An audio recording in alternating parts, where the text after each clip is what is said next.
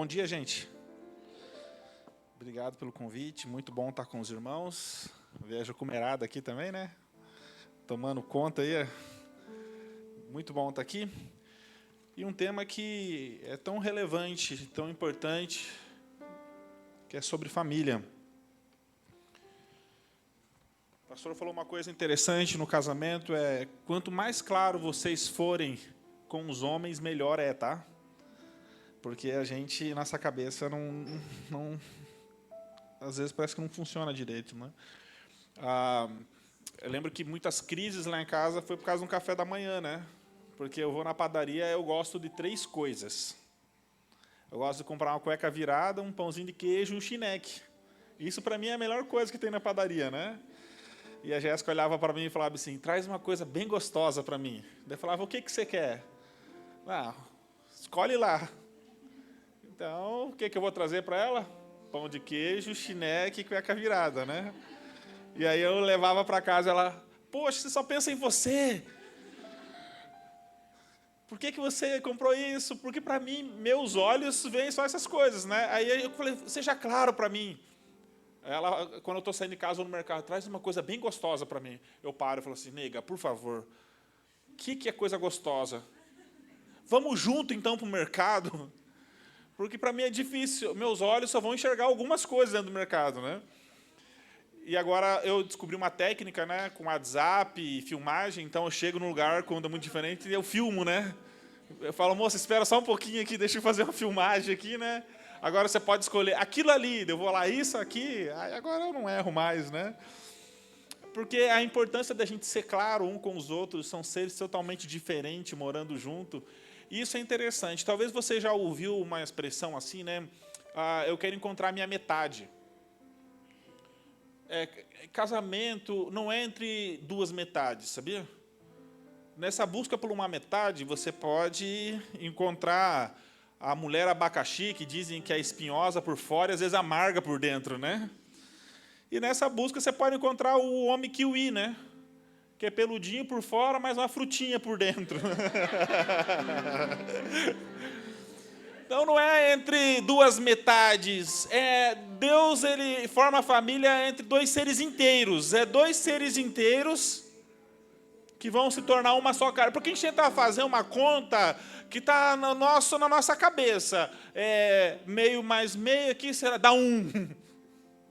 Só que na conta de Deus 1 mais 1 dá 1.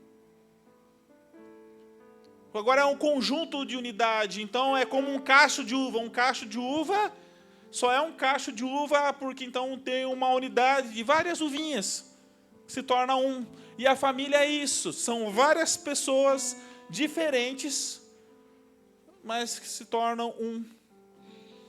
E tem gente que fala assim, eu não vejo a hora de encontrar a tampa da minha panela, né? Já escutou essa expressão também? Você não vai encontrar, se encontrar, foge. Porque o negócio não fecha, gente. Se começou a fechar, se encontrou um amigo, se encontrou alguma outra coisa. Uma vez eu lembro com um adolescente falando com ele, ele falou bem assim, naquela época, lembra de eu escolhi esperar? Assim, não, ela é tipo uma amiga para mim, eu falei, não vai dar certo, cara. Você encontrou uma irmã que você não tinha, né? Não sinto por nada, não sinto desejo. Então não é, vocês são amigos só, melhor nem seguir em frente, né? Casamento, gente, é um milagre. O primeiro milagre, a gente vive 2 milagres que são extremamente importantes. É o milagre da salvação, que não tem explicação. E o outro milagre que não tem explicação é o casamento. Porque são 2 seres totalmente distintos, que não é igual uma panela e uma tampa que fecham junto. A matemática não dá certo. E aí você vê o milagre que são 2 seres totalmente distintos, que se tornam só um. E aí você vê as coisas, por serem diferentes, é que dão certo, sabia? Porque Deus expressa nesses seres diferentes facetas do seu caráter, para que a família, então, seja um reflexo de Deus na sociedade. É interessante que quando Deus faz a família, quando a gente começa a perceber no início de Gênesis, nós percebemos que o homem é um ser social. Porque ele fala assim, não é bom que o homem ande só. Então, o homem é um ser social. Eu vejo algumas pessoas falando assim, né? Meu casamento está sobrevivendo, eu sobrevivo na minha família. Isso não é o propósito da família. O propósito da família não é sobreviver, mas é conviver, é estar juntos. Agora, com essa questão da tecnologia, a gente percebe que cada vez mais as famílias vão ficando mais distantes. Hoje em dia, um manda um WhatsApp para o outro, está no outro quarto. Eu falo assim, parou a gritaria na minha casa, né? Antes gritava de um cômodo para o outro, né? Mãe, pai, agora manda um WhatsApp. E você senta na mesa, hoje em dia as pessoas não conversam uma com a outra mais, elas estão conectadas. Tem casos que nem sente mais falta de ter uma mesa, né? E a gente começa a perceber que a gente vai perdendo isso e começa a ficar cada vez mais isolado. Dizem que a gente vive na geração panqueca. Já ouviu falar disso? A geração panqueca, ela é ampla nos relacionamentos, mas é rasa, não tem profundidade com ninguém. Cada vez mais a gente está amplo na internet, conectado com o mundo, mas tem dificuldade de se aprofundar com pessoas. Isso é perigoso. E aí as pessoas, quando elas chegam na mesa para comer, você percebe que elas não oram mais para agradecer a Deus pelas pessoas que estão na mesa. A gente se torna um ser tão egoísta quando a gente está orando assim, Senhor, que não faça mal para o meu estômago. A gente está mais preocupado de ter dor de barriga do que agradecer a Deus pela comida que Ele está nos dando. Já reparou? Eu fico agoniado quando vejo alguém olhando assim, né? Faça bem, faça mal. Eu sabia que Lutero falava assim que só uma besta, só um animal não consegue orar antes de comer? Porque só o animal não sabe da onde vem aquela refeição. Nós que somos filhos de Deus, nós sabemos que é provisão divina. Então, se é provisão divina, o que a gente tem que fazer? Obrigado, Jesus. Obrigado pelo alimento. Mas não é só o alimento. A mesa só toma sentido porque tem as pessoas ao redor. E aí você para de orar só para não sentir dor de barriga. Você ora agradecendo pelo teu filho, pela tua esposa, pelo seu pai, pela sua mãe, pelas pessoas que estão ao redor. Porque nós somos seres sociais. Nós precisamos conviver com pessoas. Nós não nascemos para andar sozinho. Deus criou uma família, Deus é uma família, Ele cria a família. E Deus também ele é tão criativo que, por mais que o homem seja diferente, o homem e mulher, não existe um ser inferior ao outro. Os dois são iguais no valor, sabia? Nós somos distintos, nós somos diferentes, mas igual no valor. O homem e a mulher, eles são idênticos no valor, tanto para a sociedade, no coração de Deus, quanto para Deus. Nós devemos ser tratados de igual modo. A gente vê, às vezes, tanto preconceito com um lado ou com o outro. Você vê, às vezes, o feminismo tentando valorizar demais a mulher e desprezando o homem. Você vê um machismo, um homem agressivo. Você vê um homem que, às vezes, despreza a opinião de uma mulher. Mas, biblicamente, a gente não tem isso. A gente tem seres diferentes, mas seres iguais no valor. Então, para Deus, todos nós somos iguais. Mas, em propósito e responsabilidade, nós somos diferentes. O homem tem um papel, e a gente vai falar sobre isso ao longo do tempo. O homem tem um papel fundamental dentro de casa. A esposa tem um papel fundamental dentro de casa. E é totalmente diferente os papéis. E quando isso se inverte, gente, a gente tem um problema na família. Quando a mulher assume o papel do homem, ou o homem assume o papel da mulher, a gente vai ter uma família disfuncional. E sabe onde que a corda vai arrebentar? Vai ser nos filhos. Os filhos vão sentir isso aí. A família não vai ser um reflexo de Deus. Então, o casamento é uma unidade, mas envolve ruptura também. Porque a Bíblia fala bem assim, que deixará o papai e a mamãe, né? Então, quando você casa, você precisa entender que não é mais só a mãe que dá opinião dentro da sua casa. E para muita gente isso é muito difícil. Não é mais papai que vai dizer para você o que você vai ter que comprar, se você vai ter que... O que você vai no mercado, o que você compra. Agora é você e seu marido que vão ter que resolver os problemas. Você pode pegar conselho dessas pessoas, mas tem muitas pessoas que estão ouvindo mais o pai e a mãe dentro de um casamento do que o próprio marido ou esposa. E isso é um outro problema. Então, o casamento ele envolve uma ruptura.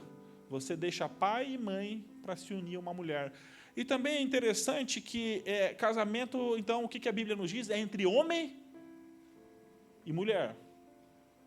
Isso aqui está mostrando, então, já que casamento não é entre mulher e mulher, não é entre homem e homem, e não é entre criança e criança não casa.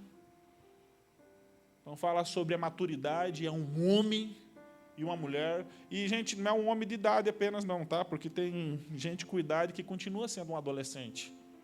A gente tem a crise do Peter Pan, né? Já viu? Tem a Sininho ainda que ele brinca.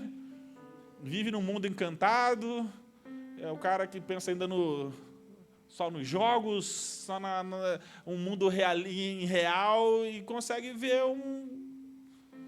a realidade, a responsabilidade. Então, o casamento, ele também envolve ruptura. O homem tem que deixar o pai e a mãe para se unir a uma nova família.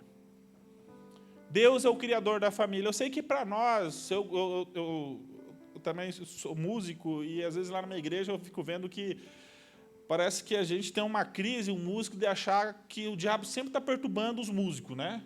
É ele que estoura as cordas, é ele que quebra a baqueta, é ele que usa o cara da mesa de som para dar uma desregulada na minha voz aqui, né? Mas às vezes nem precisa de diabo para estragar, né, o louvor da igreja, né? Às vezes eu fico percebendo, pelo menos na minha, que às vezes o nosso orgulho às vezes não precisa nem do Satanás, né? O ministério mais assim, que tem suas maiores intenções em destruição de Satanás é a família. Não é o louvor, não é o ministério de missões, é a família. Porque ele se acaba com a família, acabou com o louvor da igreja. Se acaba com a família, acaba com missões na igreja. Se acabou com a família, acabou com tudo.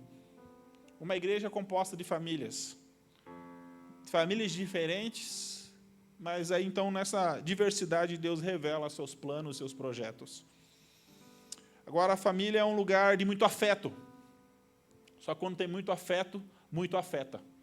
Na família que você vai ter os seus maiores sonhos, talvez na sua família que você vai ter suas maiores tristezas. Na família que você vai lembrar, talvez, de momentos maravilhosos, mas talvez é na família que você não gosta de ter lembranças porque te machucam, dói na alma. São dores que parece que são irreparáveis. Porque aconteceu na nossa infância, a gente se questiona, por que aconteceu isso com a minha mãe, por que aconteceu isso com o meu pai, por que aconteceu isso comigo, por que eu casei com essa pessoa, ela me abandonou, foi embora. Sonhei tanto com esse momento. E agora?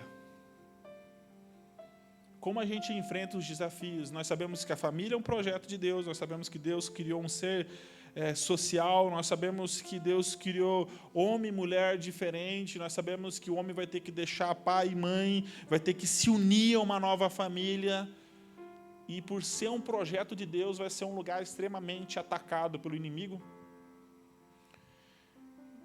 Agora, como a gente vai conseguir lidar com esses problemas dentro de casa?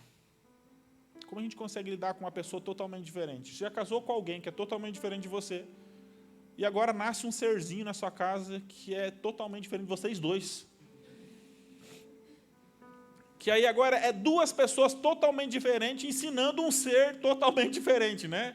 E se não houver comunicação dentro de casa, a própria disciplina para uma criança acaba sendo um problema. Porque um pai é mais permissivo, o outro é mais rígido. E aí o que acontece? Um vai educar, fala, você está de disciplina agora. O outro fala, não deixa de disciplina, meu filhinho, vem cá, né? E o filhinho, é verdade, né? Aí tem o ser que agora ficou, a criança já olha, tem um ser aqui que ele me protege. Tem um ser que gosta de me prejudicar aqui dentro de casa, né? E aí o que precisa? O casal, antes de poder disciplinar, de conversar, de educar, precisa entrar num acordo. Precisa se comunicar. E é interessante que quando Deus vai fazer a família, Ele fala, façamos.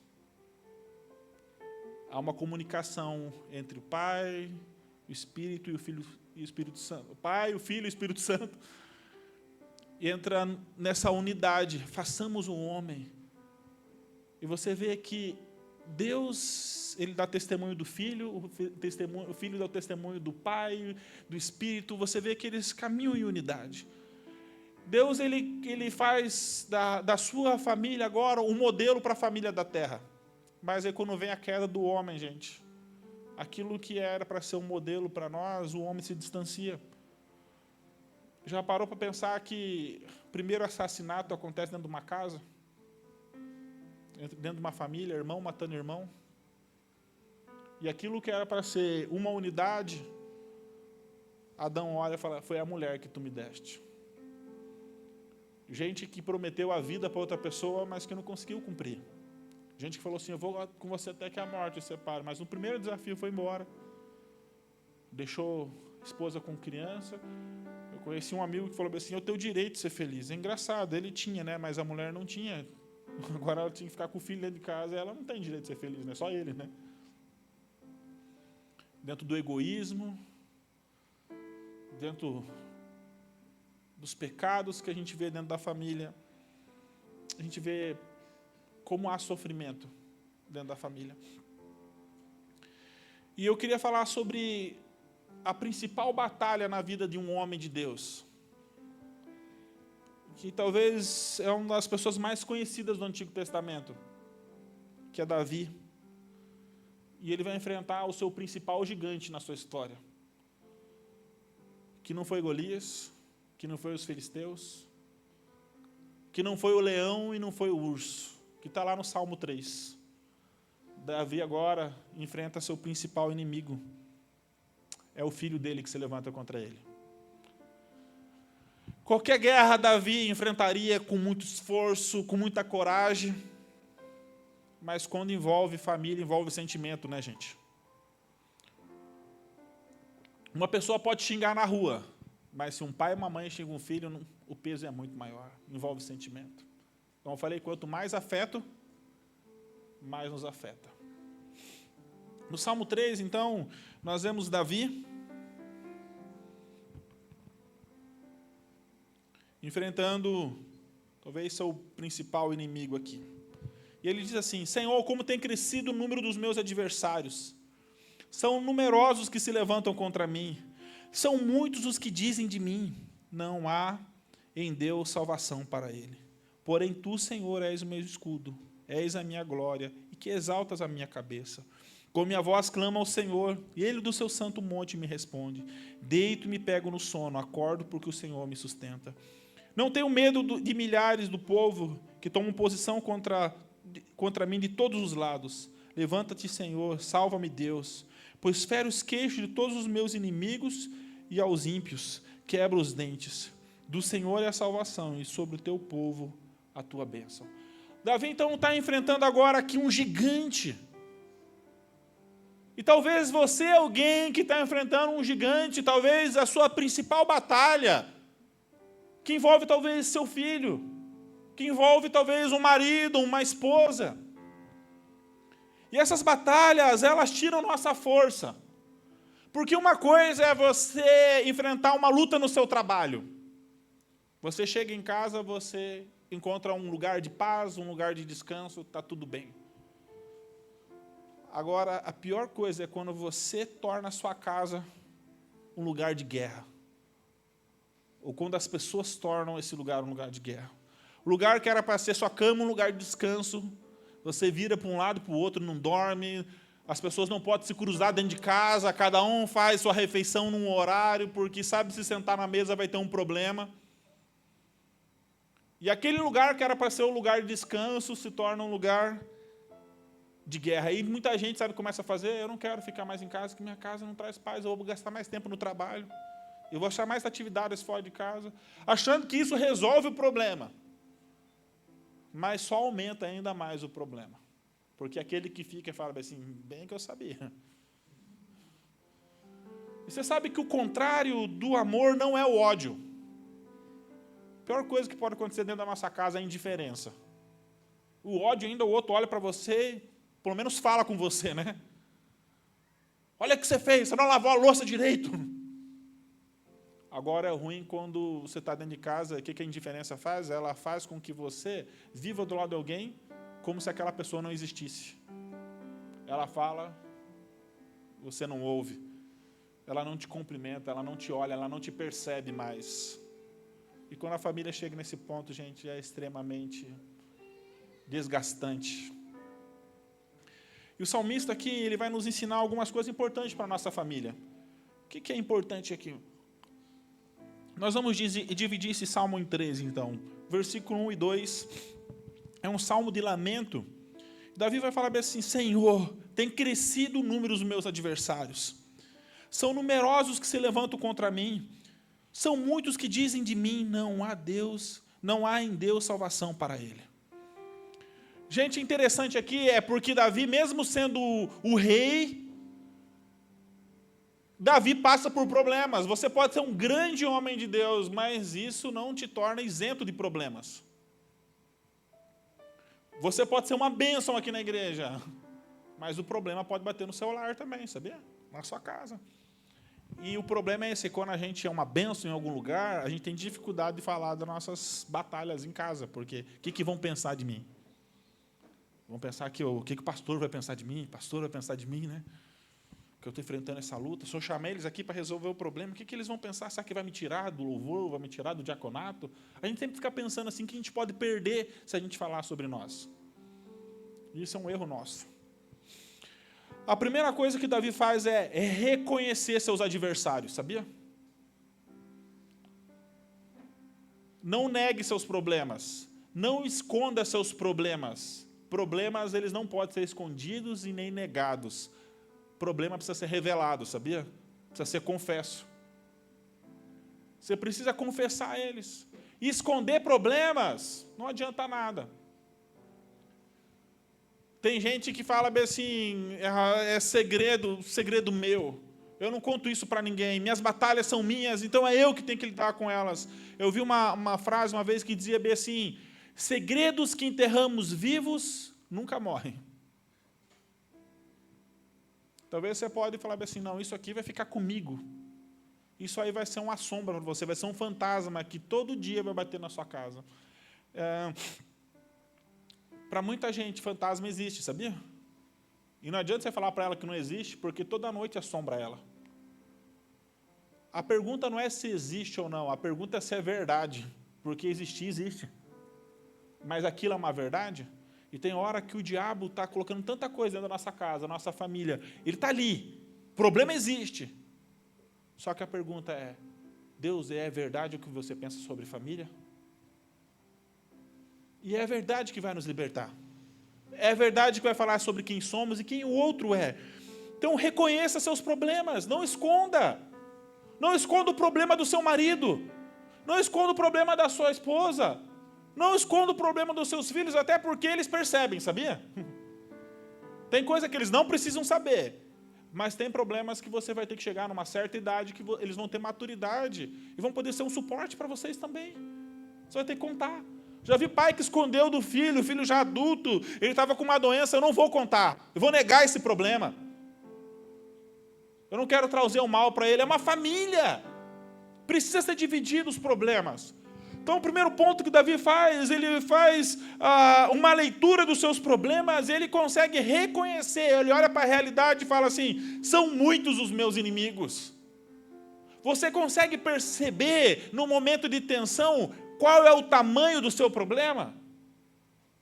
Porque muita gente passa por problema e na hora do problema se torna um problema ainda maior, porque 99% dos problemas que ela tem não existe, ela maximiza problemas.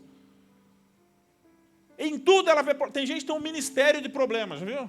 Aqui não tem, graças a Deus, mas na minha igreja tem gente que tem um ministério de ver problemas. Ele está sentado na hora do culto, vendo louvor, ele fala assim, por que fulano vem com aquela roupa? Todo mundo veio com tom? Ele não. Ele consegue enxergar um buraquinho lá na parede, ele vai no banheiro e fala, faltou uma massinha aqui. Ele vê nos outros, ele olha assim, um não olhou na cara do outro, um chegou mais triste, essa família está com problema. Ele tem um ministério, ele tem um dom de revelação de problemas, né? Ele só não consegue enxergar nele, né? Mas ele consegue enxergar em todo mundo. Isso não é legal.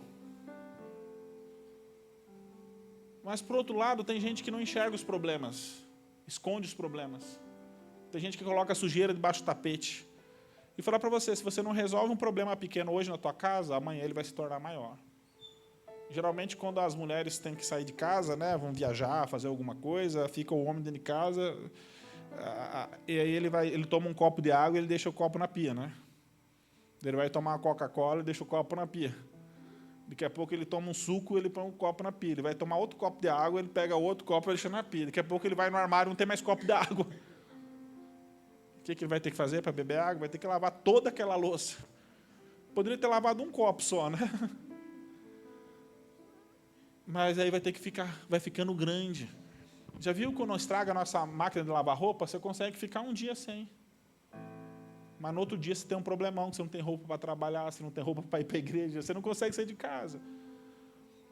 Se você não cuida dos pequenos problemas, eles podem se tornar grandes problemas na sua casa. Então é extremamente importante você olhar qual é o tamanho do seu problema hoje, você sabe? Então gaste as energias necessárias. Se o problema é grande, não desgaste sua família, mas dê atenção, problemão, vamos gastar toda a nossa energia. O problema é pequeno, gente, não faz uma tempestade num copo de água. Por pequenos problemas, trata com a proporção que ele é. Mas reconheça, se tem problema, faz igual o salmista. Nesse caso dele, são muitos os problemas. E não tem problema você chegar para o seu pastor, para Deus, para o seu líder, e falar assim, eu estou passando por muitos problemas. Me ajuda. Os meus inimigos só crescem, e os inimigos crescem, parece que os amigos diminuem. E não é só isso. Davi era um homem escolhido por Deus, mas olha só o que o povo está falando. Não há em Deus salvação para ele. Sabe o que é o pior? Não é quando o outro fala que não há salvação para você. O pior é quando você começa a dizer para você mesmo que Deus te deixou. Quando você olha para os problemas da sua casa, você fala assim, Deus me abandonou, por isso está acontecendo isso. Deus está me punindo. Deus não me ama mais. Por que eu passo por tudo isso? Por que eu estou sofrendo? O pior não é nem o outro dizer que você não tem Deus. O pior é quando você diz para você mesmo que Deus te abandonou. E você percebe que aqui tem uma pausa, talvez na sua Bíblia, um selar. O que era essa pausa? Alguns vão dizer que era assim, como se o salmista tivesse falado aqui, o versículo 1 e 2, e ele ficasse repetindo. De repente ele parasse. Você parece que os salmistas são bipolar? Já reparou? Porque ele começa falando assim, Senhor, como o Senhor tem feito, parece que os inimigos eles prosperam, não sei o quê. Ele está falando um monte, né? Daqui a pouco ele fala, mas o Senhor não abandona os seus. Daqui a pouco para. Daqui a pouco, e o Senhor fere os inimigos, não sei o quê. E o Senhor é o Deus do seu povo. Mas é por causa desse selar aqui. Isso aqui é as verdadeiras orações, sabia, gente? Uma verdadeira canção, onde ele parava para processar e a realidade era mudada. E essa é a nossa dificuldade. A gente precisava aprender mais com o salmista, que tem hora que você está orando uma coisa, daqui a pouco você está orando, você fala assim, por que eu estou orando sobre isso? Deus não me abandonou, não. Deus é presente. A presença de Deus inunda a sua casa, daqui a pouco ela começa a mudar a sua realidade. Mas a gente precisa ser honesto com Deus, a gente precisa expressar o nosso coração, falar às vezes está difícil. E o salmista aqui parou. E nesse processo que ele para, onde que os adversários estão crescendo, eles estão falando mal dele, mas ele fala, porém, mesmo nesses momentos difíceis, tu és o meu escudo. Os inimigos estão crescendo? Os amigos estão diminuindo? O problema na casa só aumenta? O Senhor é minha proteção, ele está falando. É a minha glória e que exalta a minha cabeça. A ideia de exalta a minha cabeça é alguém que está com a cabeça para baixo, frustrado, é como se ele levantasse assim, olha para cima. Começa, por que você está humilhado? Vamos, levanta a tua cabeça. E ele continua dizendo, com minha voz clamo ao Senhor, e ele do seu santo monte me responde, deito e me pego no sono, acordo porque o Senhor me sustenta. Com minha voz eu clamo ao Senhor. E olha que interessante, é porque Davi não caiu na estratégia do inimigo de pensar que o Senhor abandonou ele. Ele tinha certeza, o Senhor está comigo, e se eu clamar ao Senhor, o Senhor me escuta. Não apenas me escuta, mas é um Deus que responde. Você pode estar dentro da sua casa, talvez o seu marido não é um cristão, talvez sua esposa, os seus filhos, e você pode estar dentro de um lar que às vezes você fala assim, nossa, você não sabe a dificuldade que é aqui dentro da minha casa. Eu queria dizer para você que você tem um auxiliador, você tem um protetor, você tem um amigo que te escuta lá onde você está. Mesmo passando por essas dificuldades, você tem um auxílio. Não fique pensando que Deus te abandonou. Não pare de orar. Continue orando. Davi está falando assim, ore, ore e ore mais pela sua casa. Eu e meu pai tivemos uma experiência esses dias muito legal. Nós estávamos no Rio Grande do Sul construindo algumas casas e meu irmão mandou uma foto todo podre para mim. Por causa da droga, estourando um monte de ferida no corpo dele. Eu falei, pai, não sei o que fazer mais por ele. E aí, meu pai disse assim, eu só espero na hora que chegar a notícia que o teu irmão morreu, Michel. E meu pai ia falar com ele, você que me colocou na droga, você que não sei o quê, você que não sei o quê. Meu pai, eu não sei mais o que fazer, filho, a não ser orar. Parece que oração é o último recurso, né? Oração não tem que ser o último recurso. Oração é o único recurso. Porque se Deus não tocar o coração daquela pessoa, você pode fazer qualquer outra coisa que não vai dar certo, sabia? Você tem uma arma silenciosa, mas mortal, é oração. E aí a gente ouviu um testemunho de um gringo que estava lá com a gente construindo a casa, num abrigo, que falou bem assim, eu perdi minhas esperanças com a minha filha. A minha filha, ela estava na drogadição, e aí Deus começou a me ensinar a orar. E a oração que Deus me colocou é, coloca pessoas boas do lado da minha filha. Deus liberta a minha filha, liberta, liberta, liberta. E aí meu pai, viemos do Rio Grande do Sul, do carro, e conversando, pai, vamos começar a orar diferente. Começamos a orar no carro. Deus levanta pessoas boas para o meu irmão, salva o meu irmão. Ele não está entregue, ele tem uma família. E nós começamos a orar no carro, fervorosamente, assim, Senhor, liberta, tira ele desse lugar e tal, tal. E meu pai orando, nós não entregamos ele é do Senhor, e começamos. Não passou uma semana, meu irmão fala bem assim, o pastor aqui quer falar com você. Pastor? Ô Michel, eu conheci você quando eu era criança, o Diogo, e eu estou levando teu irmão para morar comigo, tá? Eu, como assim, pastor? Eu tenho uma casa de recuperação, teu irmão é muito trabalhador, eu tenho uma empresa, teu irmão vai trabalhar comigo e ele vai morar na casa, só que ele vai sair para trabalhar todo dia comigo. Fazem 4 meses que o meu irmão está limpo. E sabia que ontem eu vi meu pai, fui lá, vi meu irmão, estava lá, dele, assim, todo bonitão, tava abraçando meu pai com a minha mãe, e olhando a alegria do meu pai e da minha mãe, assim, você dá aquele abraço dele, Michel, ele está bem, né? Gente, tua família hoje pode ter pessoas que estão vivendo momentos difíceis, mas eu queria dizer para você, não pare de orar. Deus responde suas orações. Deus está te ouvindo. Não pare, não desista de orar. Eu estou falando de anos que meus pais estão orando para o meu irmão. Eu sou resposta de oração, eu dei muito trabalho para meus pais. Minha mãe orava.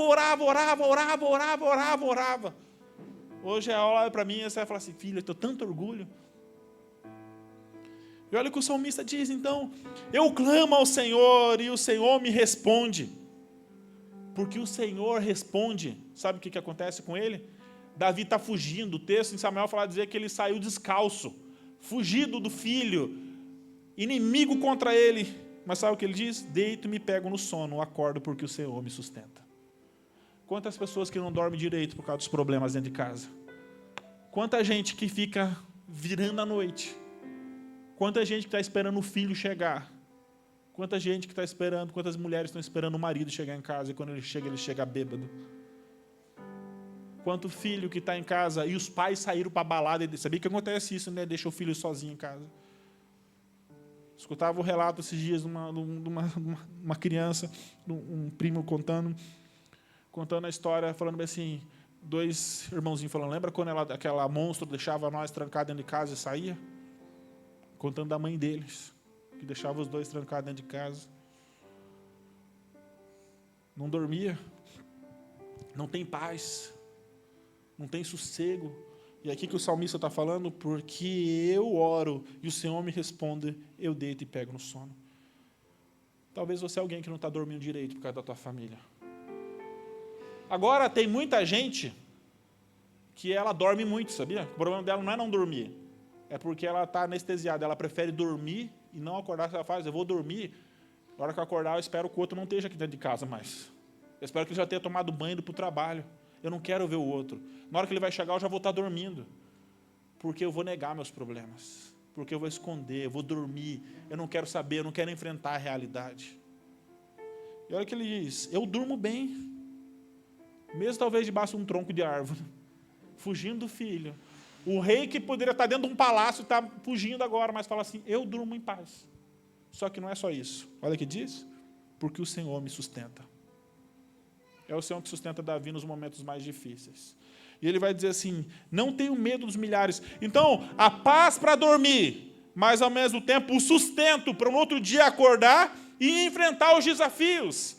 Deus quer te dar paz para você poder dormir, mas Deus também quer te sustentar nos desafios diários, que você possa se levantar, erguer sua cabeça e enfrentar a vida como precisa ser enfrentada, com coragem, com ânimo, com vigor. Que essa família que está aí foi Deus que te deu e você vai ter que brigar por ela, vai ter que brigar com ela, no sentido de nós não vamos nos largar, nós vamos até o final junto.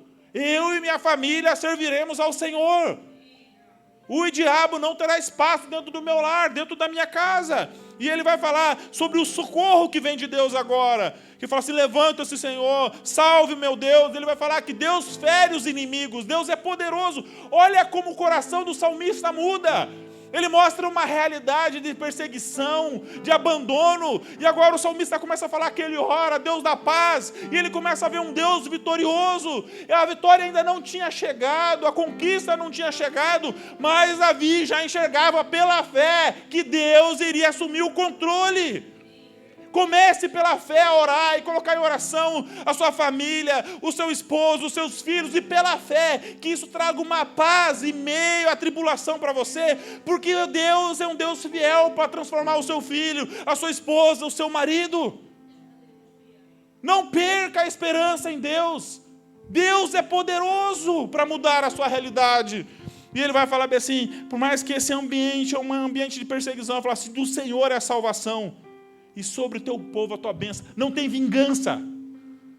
Olha o que ele está falando. Teu povo, aquelas pessoas que perseguiam ele, faziam parte do povo de Deus, sabia? Era parte do exército de Davi. Davi não quer se vingar dessas pessoas. Sabe o que ele quer? Quer salvação. Ele quer que aquelas pessoas sejam abençoadas. Por quê? Porque a batalha aqui não é contra um inimigo. A batalha aqui era contra um filho, gente. E as batalhas dentro de casa... Como Davi que reflete, se ele vence a batalha, quer dizer que é a morte do filho. Se ele perde a batalha, é a morte de um pai. As batalhas do lar não tem vitorioso, já reparou? Você não pode sair vitorioso dessa batalha, porque senão é a derrota do outro.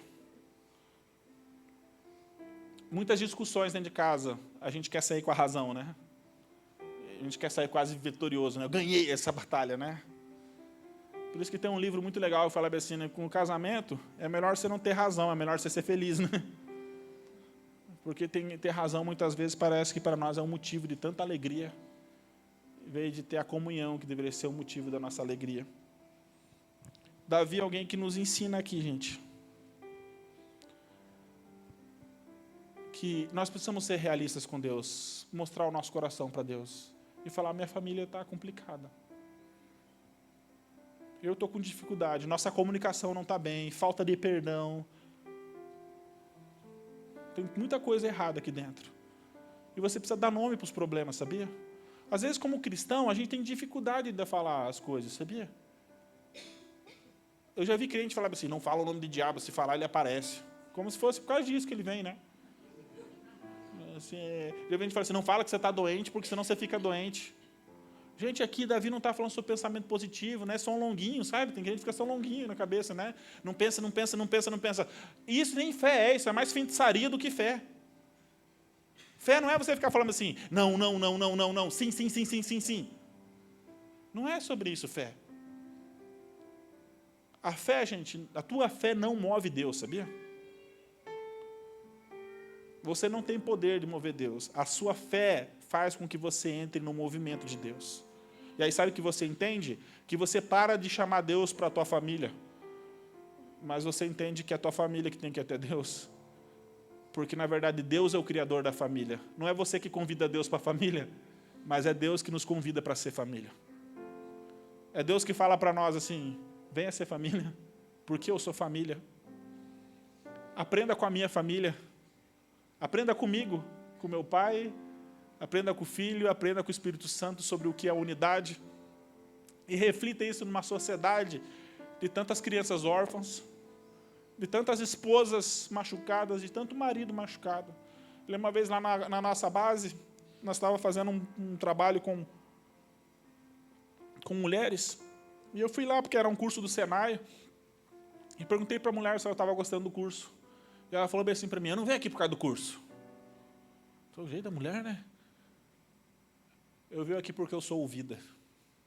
Porque meu marido, meus filhos ficaram envolvidos com o tráfico. Não dava atenção para ela. E ela estava dizendo assim: o único lugar que eu consigo ter atenção é aqui na Jocum. E o único lugar que ele deixa eu sair de casa é aqui, sabia? Ele não deixa em outro lugar, não deixa na casa da amiga, não deixa na casa da minha família, é só aqui. Que sofrido para uma mulher, hein? Que dor. Só que pensa só, você talvez está passando por um momento difícil.